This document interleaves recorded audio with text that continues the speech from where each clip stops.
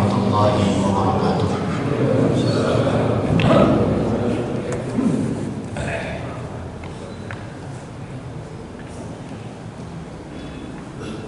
Alhamdulillahi rabbil alamin.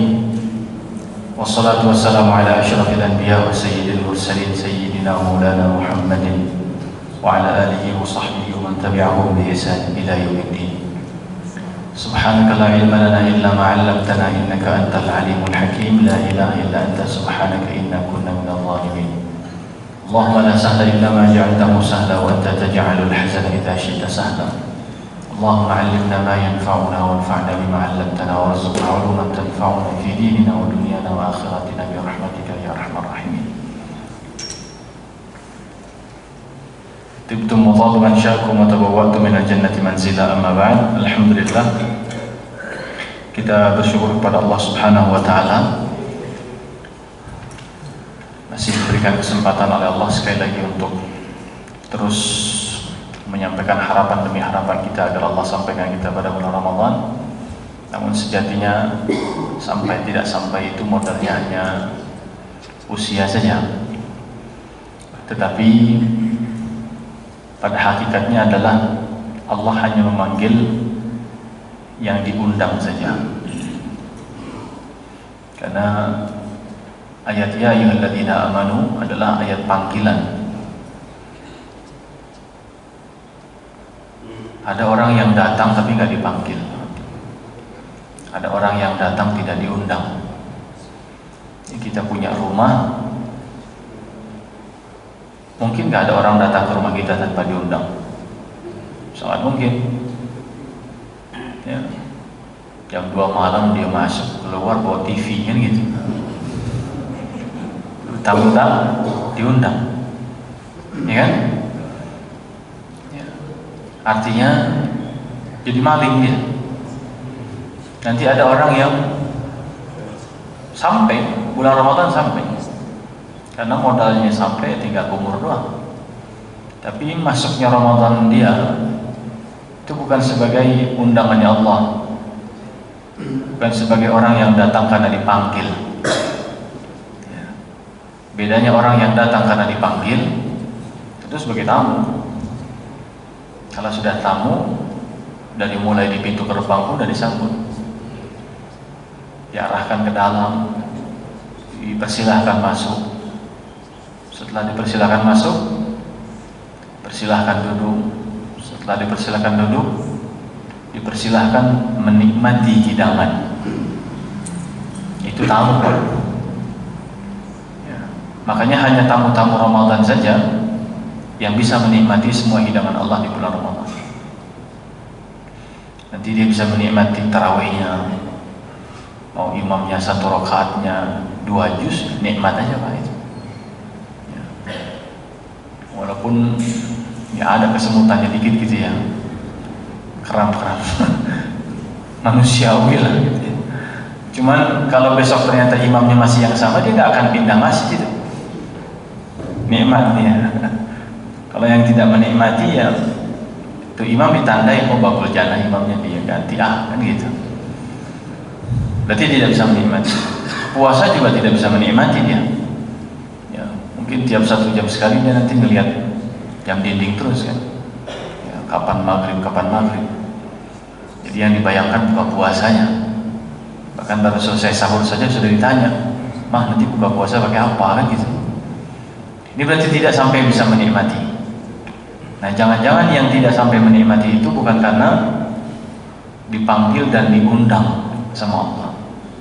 Karena yang akan Allah undang hanya orang-orang yang beriman.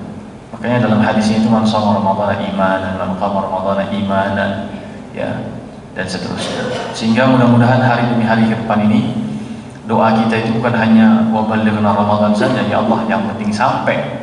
Karena kalau yang penting sampai, yang enggak diundang pun bakal sampai. Ya. Tetapi lebih kepada kita memantaskan diri dan memasukkan diri sebagai hamba-hamba yang lolos kualifikasi atas keimanannya itu. Ya.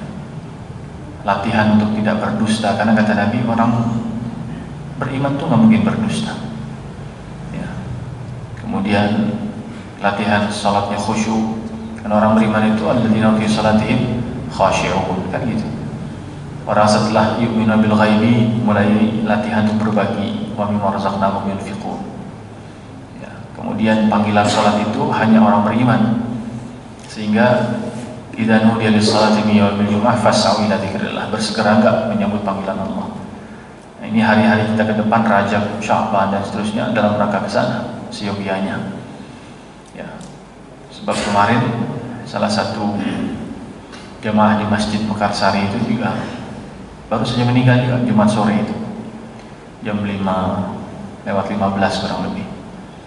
Pulang dari rumah sakit hari Rabu setelah 3 pekan perawatan di rumah sakit, dan terucap pokoknya ayah mau meninggal di rumah aja. Akhirnya maksa-maksa dan akhirnya dipulangkan hari Rabu dan Jumat dengan izin Allah, dengan takdirnya wafat. Ini termasuk yang usianya tidak sampai, walaupun bisa jadi status imannya sampai. Nah, kita pengen status imannya sampai, usia kita juga menyampaikan. Mudah-mudahan semua kita sampai insyaallah sebagai tamu-tamunya Allah. Sehingga bukan lagi selamat datang Ramadan. Kalau selamat datang Ramadan berarti yang jadi tamunya siapa, Pak? Ramadan, gitu kan? Selamat datang Ramadan. Seolah-olah Ramadan tamunya, Pak. Makanya pada sibuknya cuma seremonial penyambutan. Ya, rumah disikat-sikat, ya, barang-barang bekas dikeluar-keluarin, kamar mandi dibersihin, gitu kan? Dihias-hias, dipita-pita. Cuma nyambut tamu doang. Karena kita belagak jadi tuan rumah, gitu kan? Nah, tamu udah masuk, terserah dah tamu mau ngapain. Gitu. Kita cuma sebagai tuan rumah bisa bebas ngapain aja yang punya rumah, kan gitu. Tapi kalau kita memposisikan diri sebagai tamu, nah, tamu punya adabnya, ya, tamu punya etikanya. Ya, syukur-syukur tamunya adalah yang diundang, bukan tamu yang asal datang. Ya. Kemudian yang kedua, salawat dan salam kita hadiahkan kepada suri tauladan kita Nabi Allah Muhammad sallallahu alaihi wasallam. Mudah-mudahan kelak semua kita mendapatkan syafaat dari beliau. Amin ya Allah ya rabbal alamin. Kita lanjutkan ayat yang ke-8. Innahu ala raj'ihi laqadir. Ay inna Allah jalla thana'uhu ala raj'ihi ala raddil ma' fil ihlil. Laqadir kadza qala Mujahid ad-Dhahhak wa anhuma aidan anna al-ma'na innahu ala raddil ma' fi sulbi. Jadi Allah sebagaimana mengeluarkan sperma dari tulang sulbi itu, atau antara tulang sulbi dengan tulang tarahim, maka raj'ihi untuk memulangkannya kembali, untuk mengembalikannya kembali ke sana, laqadir, Allah sangat mampu, sangat punya kudrah, kekuasaan dan kemampuan. Ya. Sebagaimana kita, ya, bahwa menciptakan kita bagi Allah mudah, apalagi menciptakan yang kedua kali. Setelah diciptakan, kemudian amatahu dimatikan, fa akhbarah dikuburkan, maka mengembalikan sebagaimana semula juga bagi Allah mudah. Ya, sebagaimana kita juga, kita yang mungkin pernah membuat sesuatu kerja, misalnya di masna' atau masalih, pabrik, ya, pembuatan sesuatu, kalau dia tahu bagaimana langkah demi langkah membuat sesuatu itu, setelah ini pun didaur ulang kembali, dia bisa membuat lagi dari awal, karena dia paham cara membuatnya, dia tahu ilmu membuatnya, dia tahu runtutan, ya, tahapan demi tahapan membuatnya. Ya. Sama seperti dengan tukang dia bangun bangunan, mau dihancurin lagi, bisa bangun lagi nggak, Pak? Bisa, malah senang dia dapat 2 kali kerja, kan gitu. Ya. Tapi kalau orang yang nggak ngerti masalah pertukangan, ya jangankan disuruh bangun yang kedua kali, bangun yang pertamanya nggak ngerti dia, gitu. Karena ilmunya bukan di sana. Dan Allah Subhanahu Wa Taala sebagai yang menciptakan, yang mengeluarkan air itu dari antara tulang sulbi dan tarahim, maka dia juga yang merujuknya. Innahu ala raj'ihi, mengembalikan ke tempat semula juga bagi dia adalah sangat sangat mudah. Itu makna yang pertama menurut Ikrimah, dan Dhahhak. Berikutnya apa yang disampaikan adalah innahu ala raddil insan ma'an kama kana laqadir. Innahu ala raddil insan minal kibar ila syabab wa minal syabab ila al-kibar laqadir. Ya. Allah juga sangat mampu mengembalikan manusia ya dari yang awalnya muda kemudian tua muda gitu. Ya.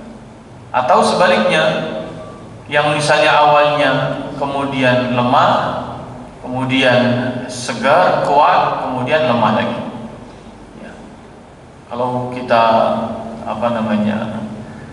maknai lagi, ya kita hidup hanya antara proses Allah mengembalikan kita sebagaimana dulu pertama kali dilahirkan.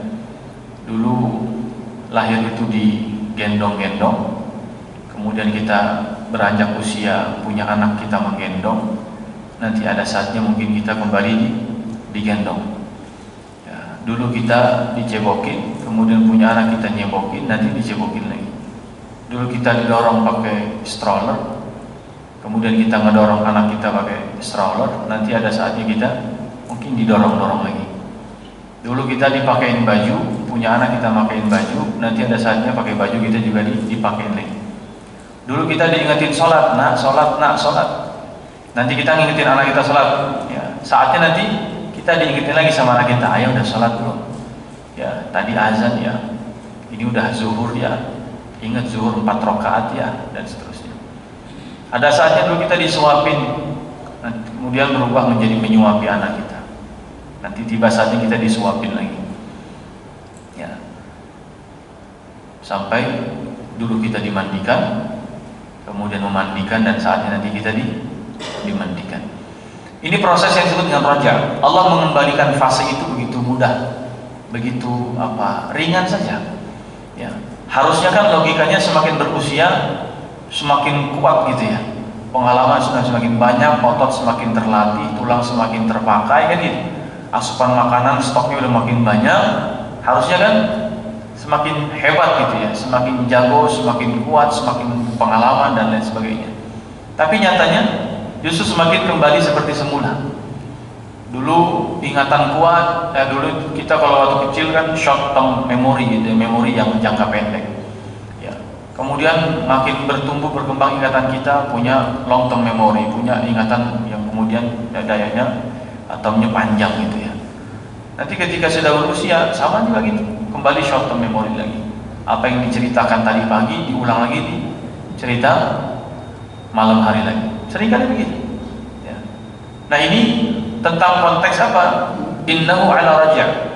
Allah begitu mudah mengembalikan manusia radil insan kama kana, sebagaimana dulu sebelumnya.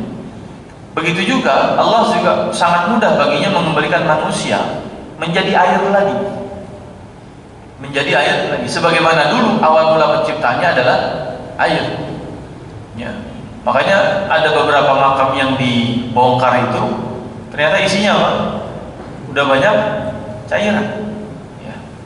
Ada teman saya senior kami di Mesir dulu ketika anaknya wafat di Mesir itu dimakamkan ke satu tempat pemakaman, dia masuk langsung seperti bunker kan di sana di tempat pemakamannya. Di dalam itu cairan semua katanya, ceritanya dia saksinya begitu, persaksiannya. Jadi cairan semua. Ya, hanya dengan tulang-tulangnya saja, ada tulang tengkoraknya lah terpisah dengan tulang ininya, tapi sisanya cairan aja bertumpuk di sana. Nah ini makna Allah juga begitu mudah bentuknya mengembalikan manusia sebagaimana awal mulanya adalah air dikembalikan menjadi air. Kemudian ومن الصبا إلى النطفة وقال ابن زيد إنه على حبس ذلك الماء حتى لا يخرج لقادر. Begitu juga Allah juga baginya sangat mudah untuk menahan air itu, air sperma itu tidak jadi memancar. Habsu dzalikal ma' hatta la yakhruj. Ya.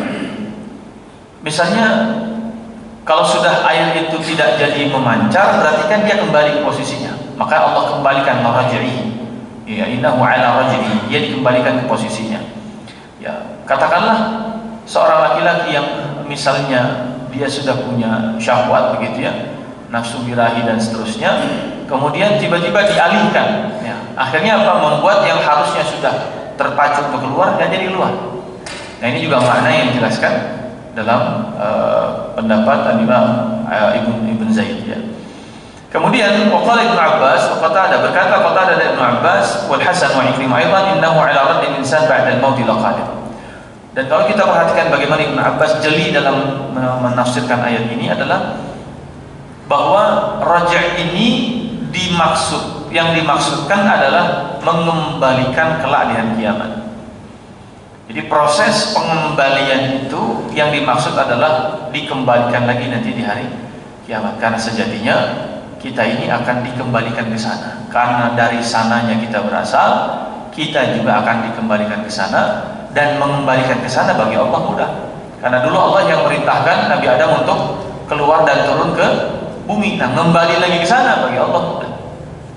Jadi disebut dengan raja. Makanya kalimatnya inna lillahi wa inna ilaihi raji'un. Kita ini pulang, akan balik, dan yang mengembalikan adalah Allah Subhanahu wa taala. Ini tafsir dari Ibnu Abbas, Qatadah dan Al-Hasan serta Ikrimah.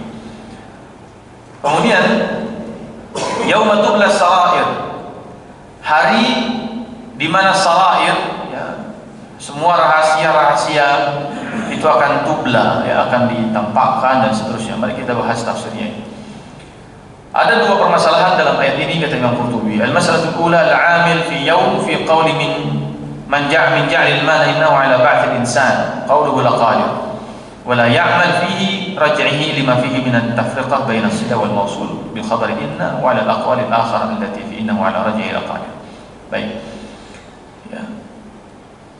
Apa makna tubla di sini adalah tamtahin atau tumtahan. Tumtahan wa tukhtabar, diuji atau tu'raf, akan diketahui, diungkap semua yang rahasia, semua yang dirahasiakan, sarair, semua yang disembunyikan, semua yang disimpan, ya, semua yang kemudian dirapihkan serapi-rapinya sehingga nggak ada yang tahu seolah-olah, maka hari itu nanti ketika tiba semua akan dibongkar sama Allah. Tu'raf atau kemudian maknanya tumtahan atau diberikan ujian, ya, atau ditumtahan, tukhtabar atau tumtahan, diuji. Ini kira-kira yang dirahasiakan ini ujungnya kemana? Ya, kecenderungannya dalam rangka menghasilkan kebaikan atau tidak. Misalnya apa? Amal yang kita sembunyikan, Pak. Siapa yang tahu di antara kita, misalnya ada salah satu di antara kita yang terbiasa jam 2 malam mungkin keliling cari manusia gerobak, kemudian dia ngasih 100.000 misalnya. Di saat nggak ada satu orang pun yang tahu, dia sembunyikan sekian tahun. Dia hanya mencari tempat-tempat yang mungkin kosong, tidak ada orang yang lalu lalang, tapi dia selalu menyaksikan di situ ada orang yang harus dibantu misalnya. Siapa yang tahu di antara kita, mungkin sebagian kita ada punya amal membantu menafkahi para janda yang misalnya di gunung apa itu namanya, yang di Jogja itu gunung apa? Merapi. Di sana ada perkampungan, Pak, yang memang kawan-kawan kita itu berdakwah di sana, memang yang janda-janda tua, yang ibu-ibu yang sudah sepuh, yang sudah ditinggali oleh keluarganya, itu setiap hari ke sana hanya untuk mengantarkan makanan, menghadirkan kepedulian. Ya. Siapa yang tahu di antara kita, mungkin ada sebagian orang yang masih peduli kepada rutin untuk pergi misalnya ke para komunitas penyandang disabilitas, hanya untuk sekedar menghibur mereka, membuat mereka kemudian tertawa dan seterusnya. Jadi banyak amal yang dirahasiakan, tapi nanti akan diungkap. Maka tubla di sini maknanya akan diuji. Benar nggak dia merahasiakan itu karena Allah? Benar nggak dia merahasiakan itu karena ikhlas? Benarkah dia merahasiakan itu untuk melatih dirinya untuk tidak pamer dan lain sebagainya? Atau jangan-jangan merahasiakan ini karena ada unsur-unsur lain? Nah, semua yang dirahasiakan, begitu juga dengan dosa. Ya, kita ingat kisah Sultan Murad, ya. Kisah Sultan Murad ini kan ketika di satu malam dia seperti ada yang memaksa dia untuk keluar keliling, kemudian dalam perjalanannya di malam hari dia keliling, ternyata mendapati salah seorang warganya yang mati tergeletak, dan tidak ada satupun di antara warga yang mau memandikan, mengkafankan dan menyolatkan. Sampai kemudian ditanya, ini rumah orang ini mana? Antarkan saya ke keluarganya. Maka dibawalah ke rumah istrinya, ditanya kepada istrinya, kenapa? Kok ini suamimu mati dibiarkan begitu saja, nggak ada orang peduli? Kemudian kata istrinya, apa? Sudah aku bilang sejak lama bahwa suami saya ini tidak disukai oleh orang sekampung ini. Sebab apa? Setiap malam dia keluar untuk mendatangi tempat penjualan khamar dan dia beli khamar itu. Tetapi khamar yang dia beli, dia bawa ke rumah dan kemudian ditumpahin di rumahnya, dibuang. Setiap kali itu kemudian dia mengatakan, aku hari ini malam ini telah meringankan dosa kaum muslimin. Dan setiap malam dia juga pergi ke tempat prostitusi, dibayar-bayarnya itu para wanita-wanita tadi, kemudian disuruh pulang. Tapi yang nampak dari orang apa, Pak? Orang ini adalah ahli dosa besar. Tiap malam kerjanya mabok, tiap malam kerjanya berzina, sampai kemudian dikatakan ini orang mati zindiq, ini orang ahli maksiat, ngakunya Islam, tamengnya muslim, ternyata di belakang lebih parah gitu kan. Cuman kata istrinya apa? Sudah saya bilang, nanti nggak ada yang nyolati gitu. Cuman suami saya selalu mengatakan, biarlah nanti yang menyolatkan hanya sultan, kemudian para ulama dan para wali-wali Allah Subhanahu. Maka kemudian disitulah dia tersentak, akulah sultan yang dimaksud, akulah yang malam ini dipaksa untuk bisa datang sini. Ada hikmahnya. Dan dipanggillah para ulama-ulama warga kampung tersebut, kemudian diperintahkan untuk ikut menyolatkan. Akhirnya dia disolatkan oleh sultan, para ulama dan para wali-wali Allah Subhanahu wa taala.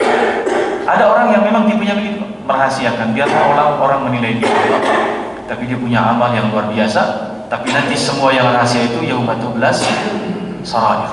Akan ada saatnya semua amal yang rahasia itu diuji sama Allah, benar gak ini? Ya, biarlah Allah yang memberikan keputusan dan hakimnya. Kita tidak bisa menjudge amalan siapapun dengan penilaian apapun. Kemudian wa takunul basalah ala hadhihi riwayah al-karah kanahu qala la yu'raf lahum fiha karah ay tubla ay tu'raf. Ini maknanya tadi, tubla maknanya tu'raf. Kemudian فالمعنى أن الأمور الشداد إذا تكررت على الإنسان هدده أضعفته، وقيل تبلى السرائر أي تخرج مخباءتها وتظهر، وهو كل ما كان استسره الإنسان من خير أو شر وأضره من إيمان أو كفر. Ya, manusia seringkali menyembunyikan imannya, kekufurannya, ya, menyembunyikan hal-hal yang sifatnya duniawi, baik keselnya, tersinggungnya, bencinya sama seseorang. Ya, senyum sih bisa lebar, Pak, tapi hati dongkol banget gitu ya. Berarti kan ada yang disembunyikan dalam hati. Ya, tegur sapa sih oke gitu ya, oke aja gitu. Salaman kayaknya jabatannya kuat banget gitu. Tapi dompet orang bisa hilang itu sambil salaman, kan bisa aja, Pak ya. Salaman tangan kanan, tangan kirinya gimana? Mau dompetnya lincah juga, sekali ambil selopet dapat kan begitu. Ya. Ini yang kita sebut sebagai menyembunyikan. Ya. Allah Subhanahu wa taala mengingatkan dengan ayat ini bahwa semua permasalahan hidup kita yang seringkali kita sembunyikan, baik perasaan sedih disembunyikan. Sedang berduka masih bisa senyum, misalnya gitu kan. Kemudian merasa kehilangan tapi masih bisa tertawa, tapi tertawanya hambar, senyumnya hambar dan seterusnya. Semua hal yang disembunyikan, baik dalam pikiran kita, dalam perasaan kita, dalam sikap kita, mau ibadah yang baik ataupun kemaksiatan yang buruk, min khairan aw syarr, semua akan tubla, akan diungkap sama Allah Subhanahu wa taala. Makanya Allah mengatakan apa? Wa asirru qaulakum aw ijharu bi innahu alimun bidzatis sudur. Silakan Anda sembunyikan semua ucapan, atau Anda ungkapkan semua, terang benderangkan, jaharkan semua, tapi innahu alimun bidzatis sudur. Allah Maha tahu apa yang ada dalam hati kita. Ya, semua kepura-puraan, ya, misalnya semua yang kita kamuflasekan dalam hidup kita, Allah tahu. Nah, kemudian jemaah sekalian yang dimuliakan Allah Subhanahu wa taala. Wa ruya an Nabi sallallahu alaihi wasallam annahu qala ittawala Allah taala khalqahu ala arba' ala as-salati was-shawmi waz-zakati wal-ghusl wa hiya as-sara'ir allati yakhtabiruha Allah 'azza wa jalla yawm al-qiyamah. Allah Subhanahu wa taala, kata Nabi SAW, itu mengamanatkan 4 hal terhadap setiap makhluknya yang kita diminta untuk menjaganya dan menyembunyikannya. Amal ini harus dijaga, betul-betul kita sembunyikan, kita tuluskan, kita murnikan semua. Yang pertama adalah al-shalah, salat kita. Kalau bisa, ya salat kita bukan hanya salat fardu saja, karena kalau salat fardu nggak bisa sembunyi-sembunyi. Ya, masih banyak salat yang bisa kita lakukan secara sembunyi-sembunyi. Ya, salat duha, misalnya salat qiyamul lail, ya, salat tasbih malam, salat sunat taubat, salat sunat misalnya nawafil, makanya soal sunnah qobliyah ba'diyah itu kan Nabi mengerjakannya di rumah, ya, di rumah, nggak ada orang yang melihat. Gitu. Kemudian yang kedua adalah ala shaum, berpuasa. Ya. Berpuasa ini amalan yang memang hanya untuk Allah Subhanahu Wa Taala saja. Syara'iyah termasuk amal yang Allah amanahkan kita menjaganya secara rahasia. Ya, makanya kalau lagi puasa nggak usah kelihatan lemes, Pak. Makin ketahuan kita lagi puasa. Wah, segar gitu kan. Nanti kayak orang kagak puasa aja, emang aneh begini, masya Allah ya. Jadi nggak perlu dicurigai. Ya, ternyata memang sering wudu dia, Pak. Kenapa segar? Dikit-dikit wudu terus ya. Ya, ternyata kumur-kumurnya kok nggak keluar lagi kan gitu. Pantesan segar. Apalagi kumur-kumurnya pakai kuas gitu kan, masya Allah. Nah, atau kemudian juga yang ketiga kata Nabi SAW adalah zakat. Zakat ini juga sama, ya, termasuk kita mau menyalurkan ke siapa. Kalau bisa kita sebar aja, Pak, sehingga orang nggak tahu berapa sih harta zakat kita gitu. Ya katakanlah kita bayar zakatnya setelah kena nisabnya berapa, kemudian haulnya berapa, sekian persennya berapa, keluar angka katakanlah 5 juta. Kalau ngasih ke satu tempat kan kebayang, kalau 2,5% 5 juta, berarti berapa penghasilannya? 200 juta ya? 200 juta banyak juga nih di dunia, gitu kan? Nah, berarti banyak juga nih amalnya nih, gitu kan? Nah, sebar aja, 500 kasih mana, 2,5 kasih mana. Jadi orang nebak-nebak nih, dia duitnya berapa nih? Nah, gitu kira-kira ya. Sebarin aja, jadi ada yang rahasia. Kita punya zakat peternakan, mau sekian. Kita punya zakat ini sekian, terus begitu. Sehingga semua zakat itu yang hanya bisa dihitung, hanya bisa dilihat secara langsung zakat fitrah, Pak. Nggak bisa tawar-menawar itu. Ya. Cuman hitungan 2,5 kilo, 3,5 liter, udah selesai kan? Ya. Tapi kalau yang lainnya nggak bisa. Kalau kita mau sembunyikan bisa nggak? Bisa. Ya. Kita mau kasih kemana terserah kita, gitu kan? Kemana kita sebar. Itu yang ketiga. Yang keempat adalah amal yang Allah amanahkan untuk bisa kita lakukan secara sembunyi-sembunyi adalah wahya syara'ir al-ghusl, yaitu mandi janabah, mandi junub. Ya. Sehingga orang nggak perlu tahu kita mandi junubnya kapan gitu kira-kira. Ini tiap hari sholat subuh ke masjid perasaan kagak pernah wangi, tiba-tiba Jumat pagi subuhnya wangi amat ini dia. Nah, kalau bisa tiap pagi jadi harus mandi, jadi orang nggak perlu tahu kapan kita junubnya. Karena itu termasuk yang hanya antara kita dengan Allah saja. Ya.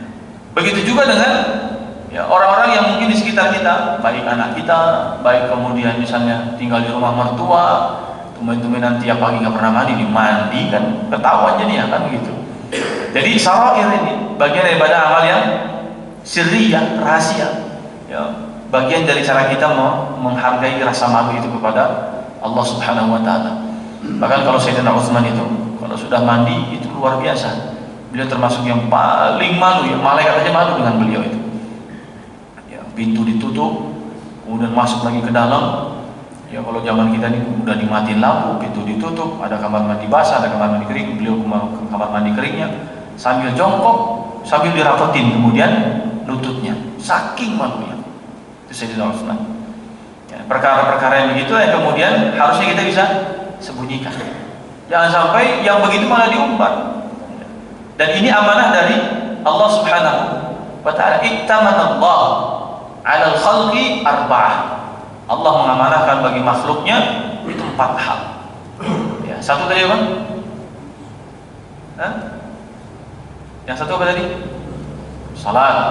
Yang kedua puasa. Yang ketiga zakat. Yang keempat ghusl, mandi janabah atau mandi junub. Ya. Kemudian dalam hadis yang lain, ya, qala Nabi SAW, "Thalathun man hafaza 'alaiha fa huwa waliyullahi haqqan, wa man ikhtanahunna fa huwa 'adullahi haqqan, as-salatu was-shaum wal-ghuslu min al-janabah." 3 hal pada siapa yang menjaga memeliharanya ialah wali Allah sebenar-benarnya, dan 3 hal yang kalau kemudian dikhianatinya dialah musuh Allah sebenar-benarnya musuh. 1 salat, 2 puasa, 3 mandi junub. As-salatu was-shaum wal-ghuslu min al-janabah.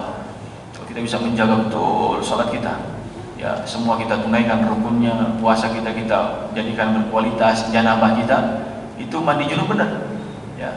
Saya ngisi di satu tempat itu, ada yang masih minta diajari mandi junubnya. Ustaz, saya pengen tahu mandi junub sudah benar apa belum ini ya? Jadi gimana? Saya begini selama ini, saya begini selama ini. Ternyata masih banyak, Pak. Permasalahan ini yang kalau zaman dulu kita SD masih ada fikih ya. Sekarang pelajaran agama secara khusus, belajar fikihnya dari mana coba? Anak SMP belajar mandi junub dari mana? Sekolah negeri lagi. Sekolah swasta aja belum tentu itu. Betul nggak? Ya, mandi junub, bagaimana wudhu, bagaimana istinja, tata cara istinja, berapa kali istinja, apa saja yang boleh digunakan untuk istinja. Ini kan yang perkara asasi dalam kebersihan kita. Makanya di bab fikih ditaruh selalu di jilid-jilid pertama, di bab pertama tentang wudhu, air, ya, kemudian najis, hadas dan seterusnya. Ya, tingkatan najis dan lain sebagainya. Sehingga yang begini ternyata masih ada di tengah-tengah anak-anak kita. Anak SMP, SMA belum ngerti gimana cara mandi junub yang benar, gimana patokan haid itu seperti apa darahnya dan lain sebagainya. Ini fenomena yang cukup memprihatinkan sebenarnya. Kemudian dalam hadis yang lain dari Zaid bin Aslam, kata Nabi sallallahu alaihi wasallam, al-amanatu thalath. Amanah itu ada 3, as-salatu salat, was-shaumu puasa, wal janabah yaitu janabah. Istamana Allah azza wa jalla ibn Adam ala salat, fa in syaa'a qala shallaitu wa lam yusalli. Istamana Allah azza wa jalla ibn Adam ala shaum, fa in syaa'a qala sumtu wa lam yasum. Istamana Allah azza wa jalla ibn Adam ala janabah, fa in syaa'a qala ightasaltu wa lam yaghtasil. Iqra'u in syi'tum yawma tublas sarair. Ini hadisnya panjang. Ya. Amanah itu ada 3, salat, puasa dan mandi janabah. Allah mengamanatkan dalam salat, ya, untuk dijaga. Bisa saja ada orang mengatakan salat itu belum disolli, ente ada salat belum? Udah, tapi kata Allah dia belum salat sebenarnya. Itu berarti tidak amanah dalam mengerjakan salat. Kemudian Allah mengamanahkan seseorang pada puasanya. Bisa saja dia mengatakan sumtu walam yasum, ente puasa padahal enggak puasa. Allah enggak butuh puasanya malah. Ya, ketika dia puasa tidak meninggalkan kalimat dusta. Man lam yada' qawla zur falaysa lillahi hajatun fi an yada'a ta'amahu wa syarabahu. Ya, kalau siapapun yang tidak meninggalkan kalimat dusta saat puasanya, Allah enggak butuh dia meninggalkan makan dan minumnya. Allah enggak butuh puasanya. Ya, siapa yang puasanya tanpa iman, tanpa ihtisab, ya tidak diampuni dosanya. Karena yang diampuni hanya man shoma ramadhana imanan wa ihtisaban, man qama ramadhana imanan wa ihtisaban. Kalau puasanya cuma menahan lapar dan haus mah, ya orang diet juga sama. Jadi boleh orang mengatakan sumtu tapi kata Allah walam yasum. Kata Nabi SAW, dia sedang sebenarnya tidak puasa. Begitu juga orang Allah mengamanatkan pada mandi janabah. Bisa saja orang mengatakan irtasaltu, saya sudah mandi junub kok, padahal mandi junubnya tidak sah. Efeknya apa ya mas kalian kalau mandi junub tidak sah? Salatnya, ya, ibadah-ibadah yang lain menjadi tidak sah. Kan begitu. Sama hanya kita juga bicara wudhu. Kalau wudhu tidak sah, bagaimana dengan sholat kita? Ya, padahal salah satu syarat sahnya sholat adalah taharah, bersuci. Ya, bersucinya pakai air wudhu. Ya, dengan segala rukun wudhunya, dengan segala syarat sah wudhunya, ya, tartibnya dan seterusnya. Kemudian, tidakkah kalian membaca kata beliau?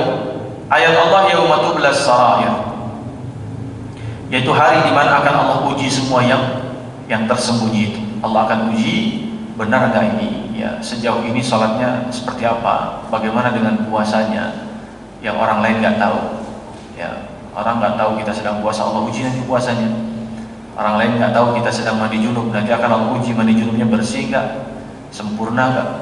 Ya, orang lain nggak tahu kita tahajud, Allah akan uji tahajud kita. Ini tahajudnya karena apa? Pengen apa? Ya, jangan-jangan karena pengen jabatan karabuka maqaman mahmuda doang, supaya pengen dapat pangkat, jabatan, kedudukan dan seterusnya. Makanya sering tahajud, katanya begitu. Itu kalau ya dapatnya ilmunya dari tafsir jalan lain begitu, bukan jalan lain, jalan lain. Jadi perintah tahajud untuk makomnya disebut sebagai jabatan, ya, karir, pangkat. Jadi kalau mau dapat itu, gimana amal-amalnya Ustaz? Udah tahajud aja yang banyak. Udah tahajud 40 tahun masih jadi kasih-kasih, naik abang aja nggak pernah gitu misalnya, ya. Oh berarti salah dia. Ya, tujuan tahajudnya hanya untuk, nah itu yang akan diuji nanti. Ente tahajud, kita berapa lama tahajud? Kita semua berapa lama tahajud? Oh sekian tahun. Nggak pernah ada orang tahu, nggak pernah. Tubla, akan Allah uji semuanya. Nah kemudian jemaah sekalian yang dimuliakan Allah, yauma tubla sarair, kata Malik fi riwayat Ashhab anhu wa sa'altuhu an qawlihi ta'ala yauma tubla sarair, uballighuka anna al-wudu' min as-sarair. Begitu juga dengan wudu. Ya, tambahan dari beliau adalah wudu pun termasuk amalan sarair. Karena kita nggak ada yang tahu Pak, siapa di antara kita kalau sedang berjalan yang masih punya wudu, siapa yang batal ya? Ya, kalau wudunya di awal sholat, ya semua kita bisa melihat lah kalau wudunya di masjid, oh ini wudu barusan ini wudu. Tapi setelah pulang dari sini ke rumah masing-masing, di perjalanan siapa yang wudunya batal, siapa yang masih punya wudu, ada yang tahu nggak? Nggak ada yang tahu. Ya, menjaga wudu hanya urusan kita dengan Allah. Yang membatalkan apa? Ya, keluar angin misalnya. Nah, keluar angin ini kan nggak ada yang tahu, ya, kecuali ada suaranya dan ada baunya. Ya, kalau yajid rihan, kalau ada rihnya ada baunya, ya, atau sautan ada suaranya. Kalau nggak ada kan nggak ada yang tahu. Nah, sehingga seperti apa kita memperlakukan wudu kita juga menjadi amal sarair ternyata. Makanya Bilal bin Rabah ini amal sarairnya luar biasa, amal rahasianya sampai membuat Nabi SAW bisa mendengar suara terompah Bilal ada di surga. Dia menyembunyikan amal itu kan, nggak ada yang tahu itu. Ya. Dia sholat batal wudu langsung wudu sholat 2 rakaat. Dia batal wudu ambil wudu sholat 2 rakaat. Ya. Dia menjaga amal sarair. Nah kita berada di zaman yang semuanya serba zahir ini kita, tampak semua, susah juga. Apalagi sengaja ditampak-tampakin. Ya. Apalagi sengaja di live-livein gitu ya, dipamer-pamerin. Misalnya guys, ya, kita sholat dulu guys, gitu ya. Yang mau berjamaah silahkan jamaah online aja guys, imamnya dari sini misalnya gitu. Live itu sholat tarawih waktu zaman covid kan begitu ya. Ya, imamnya di mana, kemudian makmumnya di rumah masing-masing. Ya. Kemudian juga misalnya, tentu dalam konteks yang sering kali terjadi, misalnya dalam perjalanan haji ataupun umroh gitu kan, ini tantangan lumayan besar itu. Lumayan berat juga ya. Dari sejak berangkat dari rumah juga biasanya kopernya udah mulai dipoto-fotoin kan ya, guys OTW bandara guys mohon doanya kan gitu. Nyampe bandara nanti paspornya dipoto gitu kan, guys mohon doanya mau check in, habis check in dapat boarding pass dipoto, guys mohon doanya bentar lagi boarding, terus begitu sampai itu udah palanya botak ya, habis tahallul palanya juga dipoto belakangnya Ka'bah gitu kan. Alhamdulillah udah selesai tahallul. Jadi semua zahir justru, amal kita menjadi zahir. Orang mau berangkat pengajian, 3 jilbabnya dijembrengin gitu. Guys, tolong masukannya dong, tolong misalnya sarannya, bagusnya saya pakai jilbab warna apa nih guys. Mau berangkat pengajian soalnya nih, Masya Allah. Jadi mau berangkat pengajian ini pamer, minta tulis komen di kolom komentar kira-kira saya bagusnya pakai jilbab warna apa. Masya Allah, ini dunia kita sekarang begitu Pak. Ya. Inilah yang kemudian ayat ini menjadi seperti sebuah teguran keras dari Allah. Semua yang tublas sarair harusnya ya, kalau yang sembunyi saja masih diuji Pak ya, belum tentu diterima ya. Kita melakukan semua sembunyi, sholat sembunyi, zakat sembunyi, kemudian puasa sembunyi, mandi junub tadi sembunyi, wudu kita jaga kerahasiaannya semua, itu aja masih diuji sama Allah, diterima apa enggak. Ini gimana kita pamer-pamerin Pak? Kira-kira masih ada ujian nggak? Ada nggak ayat? Ayatnya cuma mengatakan yauma tublas sarair. Kalau yang diuji cuma yang disembunyikan, berarti yang kagak disembunyikan gimana Pak? Terancam tidak dapat ujian. Bukan berarti langsung lulus atau dapat PMDK misalnya gitu ya, langsung gabung surga misalnya. Belum tentu. Ya, jangan-jangan ini udah sirna begitu saja. Sebagaimana dalam Al-Quran Allah mengatakan faja'alnahu haba'an mansura. Ya waqadimna ila ma 'amilu min 'amalin. Ya udah dihadirkan semua amalnya, tapi setelah itu ditiup habis sirna. Jangankan diuji, orang nggak ada amalnya tersisa, semua sia-sia begitu saja. Nah ini tamparan kita ya, tentang puasa juga begitu. Ya.